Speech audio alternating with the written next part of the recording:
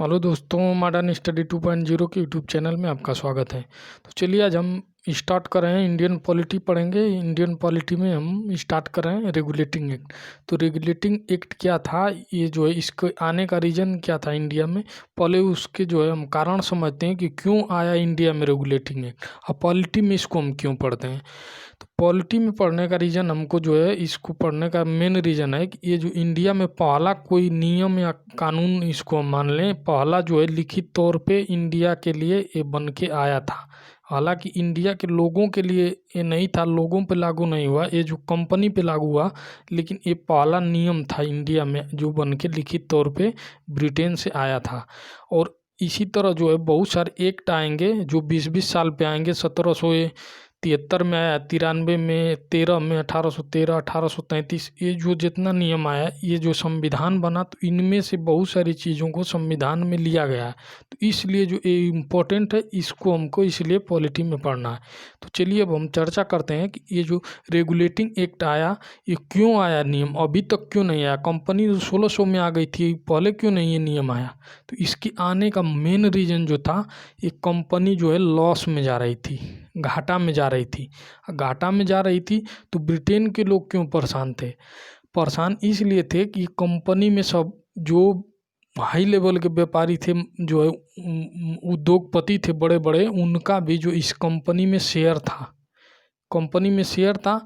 अब ये कंपनी चल गई घाटे में, घाटे में जाके जब ये ब्रिटेन से लोन मांग रही थी, तब जो उनका दिमाग खसका कि इस साला कंपनी को गई है व्यापार करने के लिए, वहाँ पे जाके प्रशासन करने लगी, और पूरा जो है ये हमारा पूरा जो कंपनी लॉस में जा रही है, अब हम इसको लोन कहाँ से दें। ठीक, तो उनके दिमाग में आया कि अभी तक जो है इसमें प्रॉफिट हो रहा था, ये ऑटोमेटिक के घाटा में क्यों चली गई। तो इसके लिए जो है एक कमीशन बनाया गया। वहाँ के जो है ब्रिटिश जो है संसद गवर्नमेंट पे वहाँ के लोग जो उद्योगपति दबाव बनाए कि अब देखिए इस कंपनी को जो है रेगुलेट करिए, कंट्रोल करिए पूरा, नहीं तो डूब के ख़त्म हो जाएगी। तो ये जो है इस कंपनी पे जो है रेगुलेटिंग एक्ट आने का मेन रीज़न यही था कि ये जो घाटे में जा रही थी। तो वहाँ ब्रिटेन के जो है ब्रिटिश गवर्नमेंट इस कंपनी की जांच करने के लिए कमीशन का जो है गठन करता। कमीशन आया भारत पूरा, इसका जो है एक्टिविटी को देखा कि ये मेन जो है इसका कारण क्या था, ये घाटे में जाने का। तो पहला कारण इसको समझ में आया कि ये जो है राजाओं से युद्ध कर रहे थे, कंपनी जो है अब व्यापारिक न होके प्रशासनिक कार्य संभालने लग गई थी।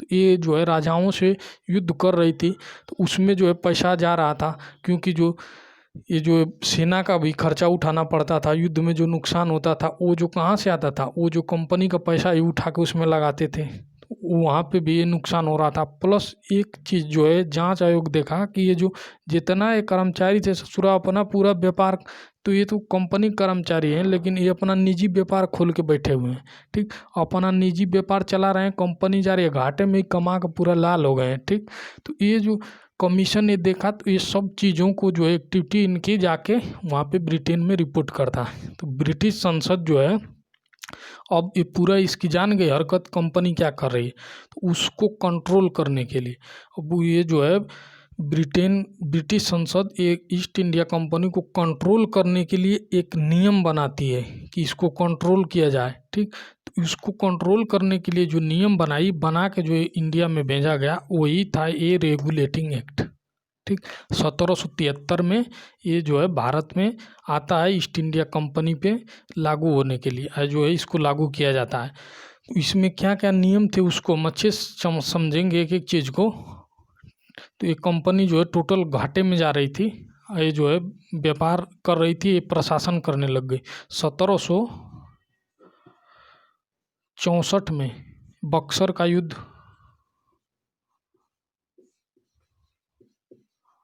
1764 में बक्सर का युद्ध लड़ गई। ठीक, कंपनी 1757 में प्लासी का,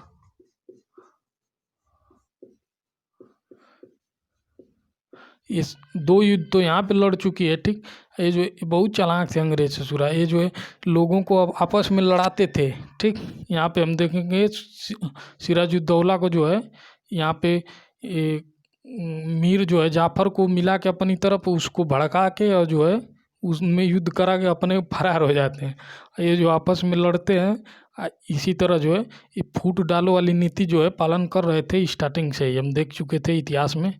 तो ये जो है ये 2 युद्ध लड़ी, इसमें जो कंपनी का लॉस हुआ, प्लस निजी व्यापार कर रहे थे, खुद का व्यापार कर रहे थे, कंपनी पे ज़्यादा फोकस नहीं कर रहे थे, अपना खूब कमा रहे थे, कंपनी घाटे में जा रही थी। तो ये जो है इसका 2 रीज़न है, ये देख लिए। एक रीज़न और था जो इधर थोड़ा सा हम देखते हैं। ईस्ट इंडिया कंपनी जो थी, यहाँ से चाय का व्यापार भी करती थी, एकाधिकार उसको मिला हुआ था। तो ये जो है व्यापार करके ब्रिटेन भी भेजती थी, चाय का व्यापार करती थी यहाँ पे, तो ये ब्रिटेन में भी भेजती थी। तो ब्रिटेन के जहाँ जहाँ उपनिवेश थे, जहाँ जहाँ उपनिवेश का मतलब जहाँ जहाँ उसका अधिकार था, जैसे भारत में कंपनियाँ के अधिकार की थी, उसी तरह अन्य जो जगह पे भी इनका जो है शासन था। तो ये यहाँ से अपने अन्य क्षेत्रों में, उपनिवेशों में भी जो है व्यापार करते थे। तो ये चाय पे जो है और टैक्स लगा के ये भेजते थे अन्य जो है उपनिवेशों में। तो यहाँ पे जो है अन्य उपनिवेशों में भेजते थे। तो ये जो इधर अमेरिका में भेज रहे थे, तो अमेरिका में जो उस समय 1774-75 की बात है, अमेरिका में जो है अब आज़ादी वाला जो है सिस्टम चल रहा था। वहाँ के लोग जो है अब आज़ादी की मांग कर रहे थे, पूरा बौखलाए हुए लोग थे। अब वहाँ पे ये टैक्स लगा के और भेज रही थी चाय, और उसके बाद उन लोग को आ गया गुस्सा, ये ले के जा रहे थे, ये जो है ब्रिटेन से जहाज लदा चाय वाला, और पूरा जो है लद के समुद्र के तट से यहाँ जैसे पहुँचा अमेरिका में, जो जैसे उसके तट पे, अमेरिका के तट पे पहुँचा, वहाँ के लोग तो खुद बौखलाए हुए थे। पूरा इसका चाय उतार के फेंक दिए समुंदर में फेंक दिए। पूरा जो है बहुत ज़्यादा का नुकसान हुआ। ठीक, तो वही जो घटना होती है उसको हम बोलते हैं बोस्टन टी पार्टी। ये देखिए टी पार्टी, अब मतलब चाय का पार्टी हो गया, पूरा समुंदर में मना फेंक दिए उठा के। ठीक, तो ये जो है यहाँ पे भी कंपनी को बहुत ज़्यादा लॉस हुआ। तो कई सारा इसका रीज़न था इंडिया में जो है। तो चलिए इसको कंट्रोल करने के लिए रेगुलेटिंग एक्ट आया, कंपनी के जो है कार्यों को कंट्रोल करने के लिए, उसको नियमित करने के लिए ये रेगुलेटिंग एक्ट ब्रिटिश गवर्नमेंट बना के वहाँ से भेजती है। पहला जो है लिखित कानून था जो इंडिया में आया था। तो इसमें क्या क्या नियम था, एक एक को हम अच्छे से समझते हैं। चलिए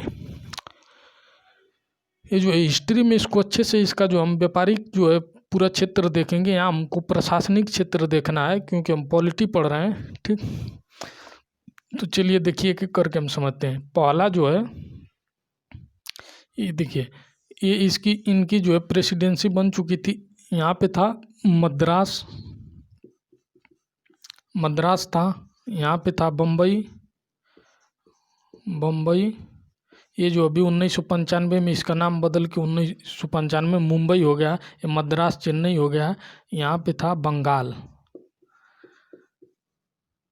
यहाँ पे इनकी 3 प्रेसिडेंसियाँ जो मजबूत प्रेसिडेंसी थी, यहीं से जो है आसपास के क्षेत्रों में व्यापार कर रहे थे। अब ये स्टार्ट कर दिए थे प्रशासन करना, यानी अभी युद्ध लड़ रहे थे, इधर उधर राजाओं को आपस में भिड़ा के, जो कमज़ोर पड़ता था वो 2 लोग को लड़ाए, उसके बाद एक हार गया, उसके बाद जो जीता उससे फिर युद्ध करके हथिया लेते थे क्षेत्र। तो ये जो बक्सर के युद्ध के बाद इनको क्या मिल गया, इनको मिल गया जो बंगाल और बिहार और उड़ीसा, ये जो है बंगाल, बिहार, उड़ीसा, ये जो बक्सर युद्ध के बाद यहाँ का इन क्षेत्र का इनको जो है दीवानी अधिकार मिल गया, दीवानी अधिकार। यानी जो है टोटल जो है यहाँ से रेवेन्यू राजस्व जो होता था पूरा वसूलने का जो है कार्य हो गया कंपनी का। और जो है यहाँ पे दीवानी, ये लोग न्याय भी करने लगे, यानी जुर्माना लगाने लगे जो गलत कर रहा है इस क्षेत्रों में, तो उस पे जो है आर्थिक जुर्माना, ये जो है दंड देने वाला, दंड जो होता है देखिए ये 2 प्रकार से दिया जाता है। एक आर्थिक यानी पैसा लगा के जुर्माना लगाएगा, तो वो जो होता है दीवानी। एक जो होता है क्रिमिनल कोर्ट होता है, उसमें जो है सज़ा दिया जाएगा, यानी शारीरिक कष्ट दिया जाएगा। इसमें जो है आर्थिक कष्ट, तो ये जो है दीवानी अधिकार इनको मिल गया। यहाँ से राजस्व वसूल रहे थे, यहाँ पे दीवानी न्याय भी कर रहे थे, यानी लोगों पे आर्थिक दंड भी लगाने लगे थे।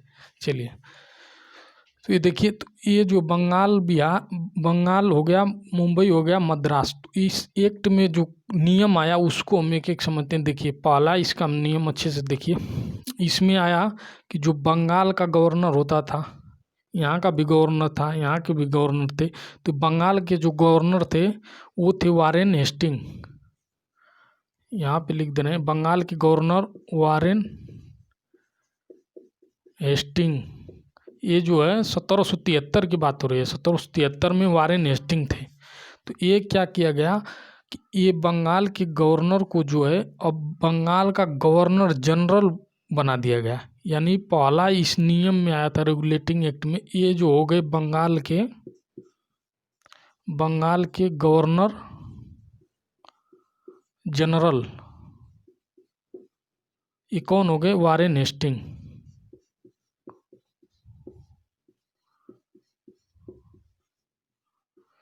पहले जो है बंगाल के पहले जो है गवर्नर जनरल बन गए वारेन हेस्टिंग।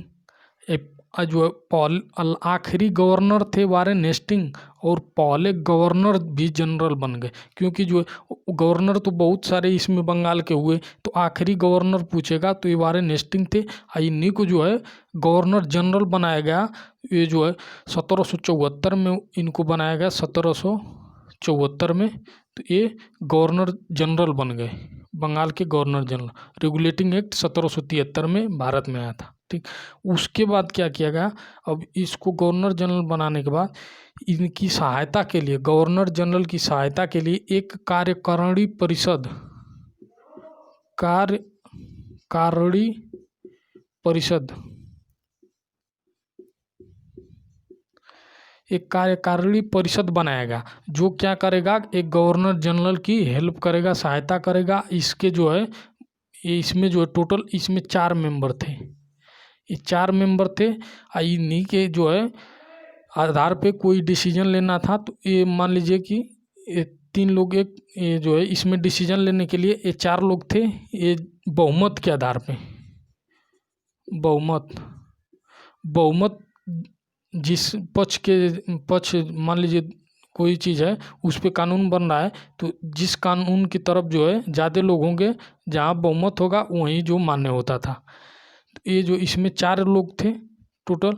उसके बाद क्या किया गया, ये गवर्नर जनरल बन गए वारेन हेस्टिंग। ये इसमें 4 लोग ये बहुमत के आधार पे इनको कर दिया गया। और सेकेंड जो काम किया गया इसी रेगुलेटिंग एक्ट में ही, कि ये बम्बई, मद्रास, इन दोनों के गवर्नर को बंगाल के अधीन कर दिया गया। यानी बम्बई और मद्रास ये अधीन हो गए किसके? बंगाल के गवर्नर जनरल के अधीन हो गए। बम्बई के, मद्रास के गवर्नर जो थे बंगाल के गवर्नर जनरल के अधीन हो गए। ये गवर्नर जनरल बन गया है, ये गवर्नर ही है अभी, ठीक। तो इन दोनों गवर्नरों को बंगाल गवर्नर जनरल के अधीन कर दिया गया। लेकिन इसमें जो कमियां थी कुछ, इस वजह से इसको फिर जो है इसमें संशोधन किया गया। 1784 में हम देखेंगे पिट्स इंडिया एक्ट आएगा, जो ये रेगुलेटिंग एक्ट में जो कमी थी उसको संशोधन उसमें किया जाएगा। तो ये जो इसमें क्या कमी थी, इनको इसके अधीन तो किया गया, लेकिन ये जो है वारेन हेस्टिंग या गवर्नर जनरल को जो है पावर उतना नहीं दिया गया, सिर्फ बोला गया कि जो है अधीन है, लेकिन पावर नहीं था।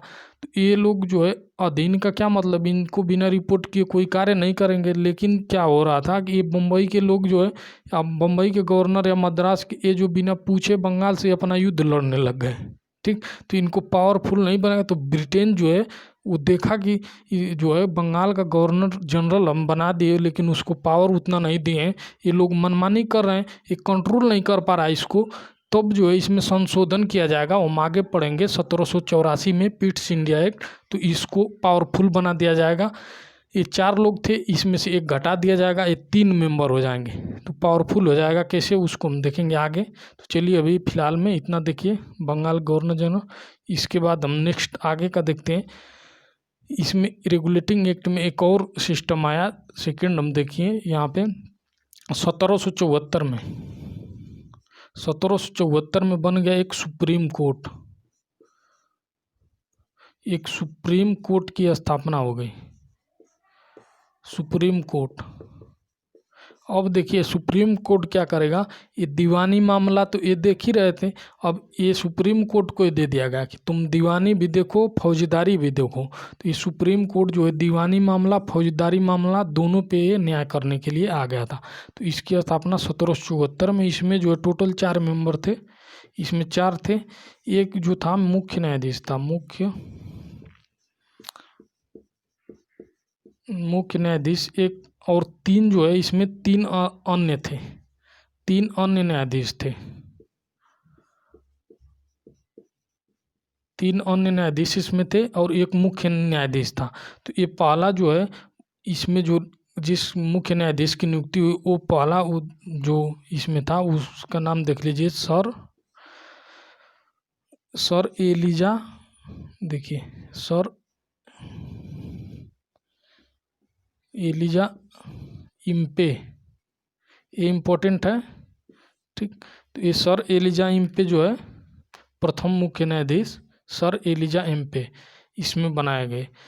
ये देख लीजिए 1774 में सुप्रीम कोर्ट बना, इसमें जो है 4 न्यायाधीश थे, जिसमें एक मुख्य न्यायाधीश सर एलिजा एम्पे बने और 3 अन्य न्यायाधीश थे। ये जो है फौजदारी और दीवानी यानी आर्थिक दंड और शारीरिक दंड दोनों देने का इसको अधिकार मिल गया। उसके बाद आगे की हम व्यवस्था देखते हैं इसमें रेगुलेटिंग एक्ट में। इसको देखिए, एक पहला नंबर ए और सेकंड पे, इन दोनों को नोट कर लीजिए, स्क्रीनशॉट ले लीजिए। आगे जो हम तीसरा नियम इसमें देखते हैं क्या आया था, चलिए ले लीजिए, हम मिटाने जा रहे हैं इसको।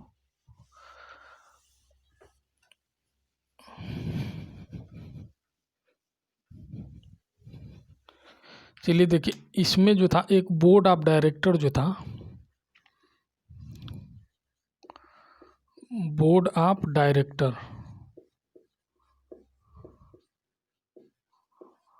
बोर्ड ऑफ डायरेक्टर क्या था, ये जो बोर्ड ऑफ डायरेक्टर में वही लोग आते थे जिनका जो कंपनी में शेयर होता था। कंपनी हम देखे थे व्यापार करने आई तो वहाँ के उद्योगपति भी जो है इसमें शेयर लगाए हुए थे। तो इसी में जो है इस बोर्ड ऑफ डायरेक्टर के मेंबर वही होते थे जिनका जो है कंपनी में शेयर होता था, ठीक। तो इसमें जो है देखिए, इसमें टोटल 24 लोग इसमें थे, 24 लोग इसमें बोर्ड ऑफ डायरेक्टर के मेंबर 24 लोग थे, ठीक। और ये जो है हर साल जो है प्रतिवर्ष जो है ये रिटायर होते थे। 1 साल का कार्यकाल था इनका, प्रतिवर्ष नया अपॉइंट होता था, रिटायर होते थे, उसी में से आते थे। चुनने का अधिकार किसको था, तो ये बोर्ड ऑफ डायरेक्टर के मेंबर को वही चुनता था, इनके जो है चुनाव में वही भाग लेता था जिनका जो कंपनी में 1000 पाउंड से ज़्यादा का शेयर होता था। देखिए 1000 पाउंड जो था, इससे ज़्यादा का जिसका शेयर था वही जो है इनके जो बोर्ड ऑफ डायरेक्टर के मेंबर को चुनेगा। जिसका 1000 पाउंड से ज़्यादा का शेयर है वही मतदान करता था। तो यहाँ पे ये चीज़ देख लीजिए। तो ये बोर्ड ऑफ डायरेक्टर आप समझ गए कौन था, ये जो कंपनी के जो है शेयर धारक थे।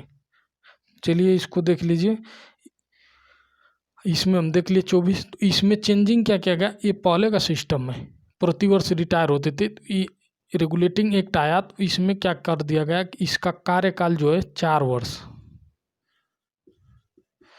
वर्ष कर दिया गया। 1 साल जो था यहाँ पे 1 ईयर था, 1 साल इनका कार्यकाल होता था, उसको बढ़ा के कर दिया गया 4 साल, और 4 साल किया गया। बोर्ड ऑफ डायरेक्टर को जो है इसमें नियम आया कि ये जो है सीधे अब एक कंपनी को रिपोर्ट नहीं करेगा, ये ब्रिटिश गवर्नमेंट को रिपोर्ट करेगा। बोर्ड ऑफ डायरेक्टर जो है ये डायरेक्ट जब पूरा जो है गतिविधि को देखेगा और ये रिपोर्ट करेगा ब्रिटिश गवर्नमेंट को। तो ये 4 साल इसका कार्यकाल कर दिया गया और बोला गया कि ये जो है 4 साल कार्यकाल हो गया, और जो है प्रतिवर्ष जो है इसका 1/4 जो है क्या होंगे, सेनावृत्त। इसके सदस्य जो है 1/4 प्रतिवर्ष सेनावृत्त, या इसको हम 25% बोल सकते हैं, ठीक। 25% जो है इसके बोर्ड ऑफ डायरेक्टर के मेंबर रिटायर हो जाएंगे, ठीक। और जो है हर जो है 25 मतलब ये 1/4 का मतलब यानी 6 लोग 6 लोग जो है हर साल रिटायर होंगे, 6 लोग नया अपॉइंट होंगे हर साल। ठीक, तो ये पूरा सिस्टम हम समझ चुके थे, देख लीजिए। चलिए इसके आगे कहानी देखते हैं और जो कमियां थी उसको क्या दूर किया गया। ये जो है 3rd नंबर पे हम देखें। और देखिए 4th पे हम देखते हैं।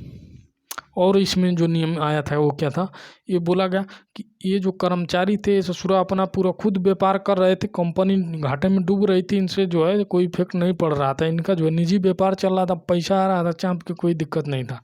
तो ये इसमें जो है नियम आया कि इनका जो बोला गया कि इनका निजी व्यापार जो था इनको कर दिया गया बैन, इस पे जो है प्रतिबंध लगा दिया गया। निजी व्यापार प्रतिबंध, निजी व्यापार पे प्रतिबंध लगा दिया गया। और जो इनके उपहार, बोला गया कि उपहार नहीं ले सकते हैं, निजी व्यापार नहीं कर सकता है कोई भी जो है कर्मचारी, ना अपना निजी व्यापार करेगा ना कोई किसी से उपहार लेगा। इसको जो है कंट्रोल करने के लिए नियम लाया गया।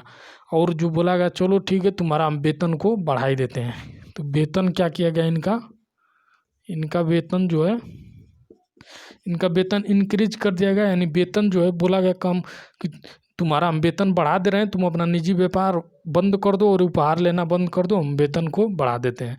तो इनका जो है वेतन को बढ़ा दिया गया और निजी व्यापार पे जो है प्रतिबंध लगा दिया गया। तो चलिए दोस्तों, तो और हम देखते हैं ब्रिटेन जब 1773 में जो कानून पास हो रहा था उसमें ब्रिटेन का प्रधानमंत्री देखिए जॉर्ज नाथ, ये जो है रेगुलेटिंग एक्ट के समय ब्रिटिश का जो है, ये ब्रिटेन का जो है ये प्रधानमंत्री यानी पीएम प्रधानमंत्री उस समय जॉर्ज नाथ थे।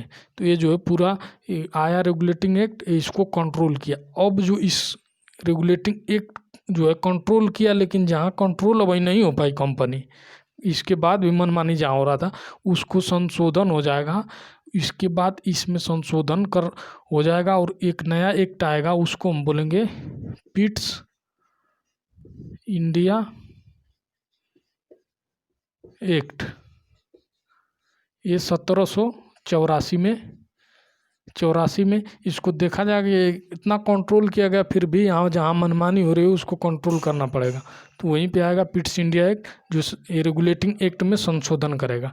तो इसको हम नेक्स्ट क्लास में देखेंगे। तो चलिए दोस्तों, आप वीडियो पूरा जो है अब देखने के बाद आप कमेंट करिएगा कि जो आपको समझ में आया कि नहीं अच्छे से। तो चलिए मिलते हैं नेक्स्ट वीडियो में, तब तक के लिए जय हिंद।